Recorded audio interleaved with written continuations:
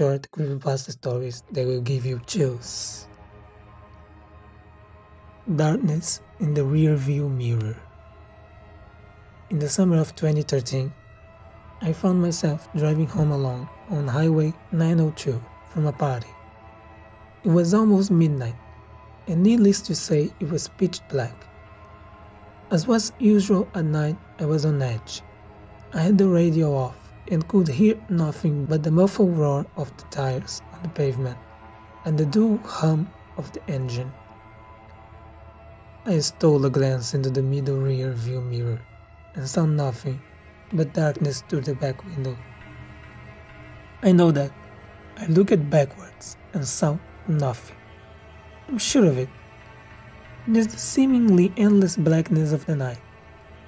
I remember it so clearly, because not 10 seconds later, a car passed me to the left, headlights on.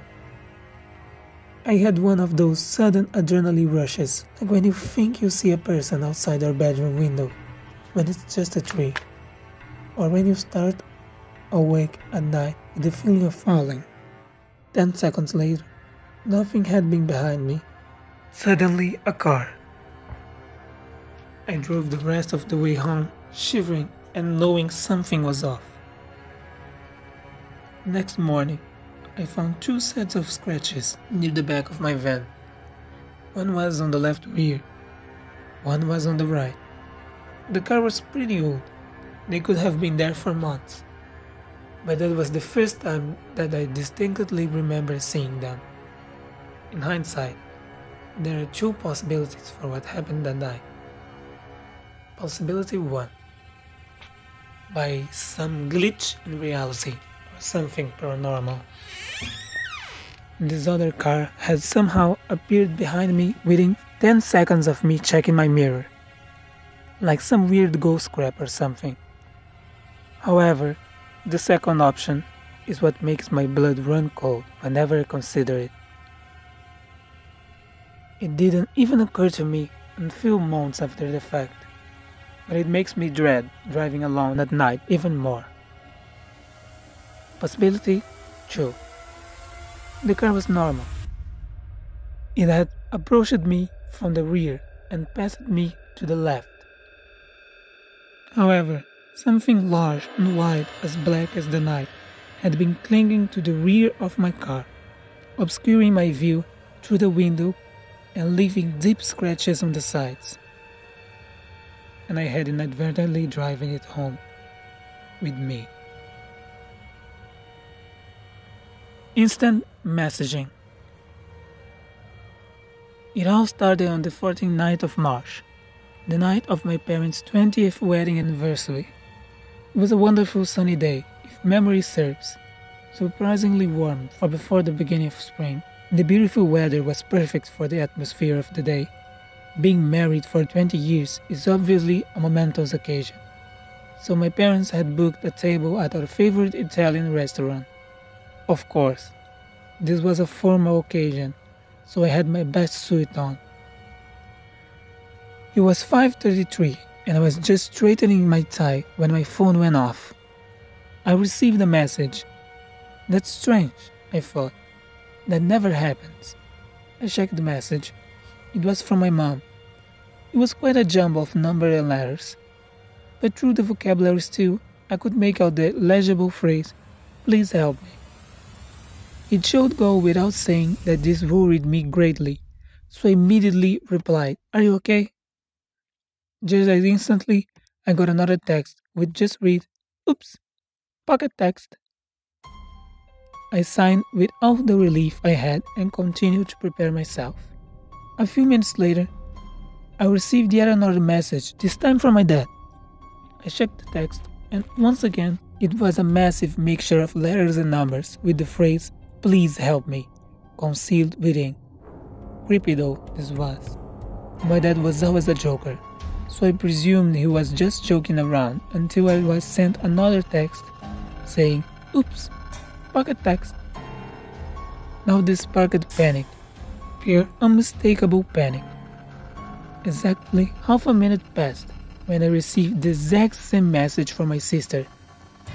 This could not be coincidental, It just couldn't. In a state of sheer anxiety, I started to run to the restaurant. I made it about a quarter of the way before I was stopped by the police officer. "Main road closed," he said. "Huge car crash." This was the exact moment I just realized what had happened. I demanded to see the wreckage, a request I'm surprised it was allowed. When I got there, it wasn't the remains of the car that caught my eye, not the flames billowing from the destroyed vehicle. No, I was horrified to see the lifeless corpse of my mother, father, and sister. I asked for the estimated time of their death. All three of them were killed instantly by the collision at 5:32. Roommate troubles. This actually happened to me a few years back at the University of the Arts in Philadelphia.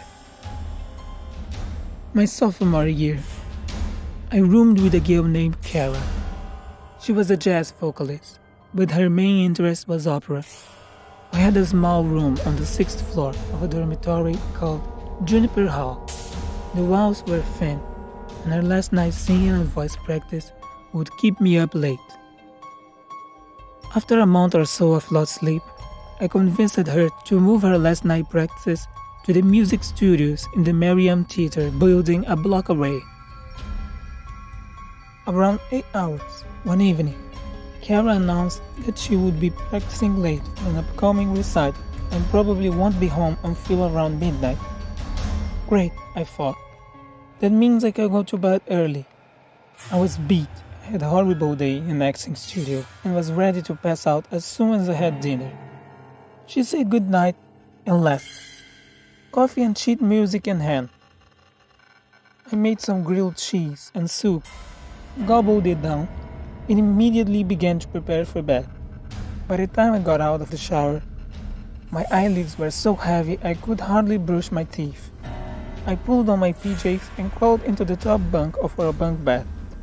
I was out as soon as my head hit the pillow. I should take a second to describe the layout of our apartment. When entering the apartment, the bedroom was through a door immediately to the left. Our bedroom was inside the bedroom, just past the bunk beds.